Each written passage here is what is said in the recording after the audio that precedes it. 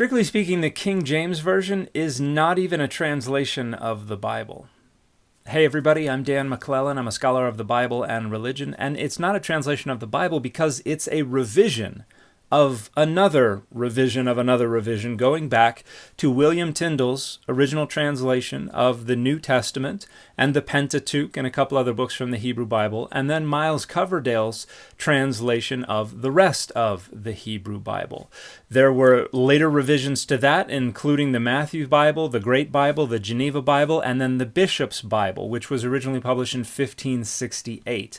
And the King James Version is just a conservative revision of a 1602 edition of the Bishop's Bible. In fact, the translators were given copies of the Bishop's Bible, and what they did was write the changes they wanted to implement into the margins, scratching out the stuff in the Bishop's Bible they wanted to replace. It is a very conservative revision. In fact, scholars have estimated that the New Testament matches word for word Tyndale's translation of the New Testament from almost a century before about 84% of the time.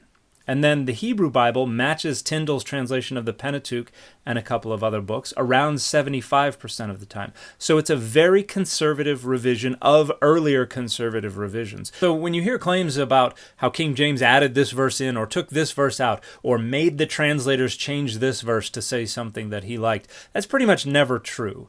Not only because the King James Version very rarely departs from the source text, overwhelmingly it just carries on the tradition it received, but also because King James didn't really have anything to do with translation decisions related to individual passages. His main contribution was to submit a bunch of rules that the translators were supposed to follow and which they didn't always follow. But the most influential ones were the prohibition of explanatory notes. And this was because he did not like the Geneva Bible, which was a far more popular translation, that had a lot of explanatory notes that had an anti-monarchic tenor. So he prohibited adding more than what was necessary to help people understand the source languages. And additionally, he said we're going to use the ecclesiastical terms. So things like church and priest and things like that, which overturned what William Tyndale did, which was depart from ecclesiastical terms, and that was one of the main things that got him in the trouble that he got into. So King James didn't really have much to do with individual translation choices, and the King James Version is really just a conservative revision that really didn't change much at all about the existing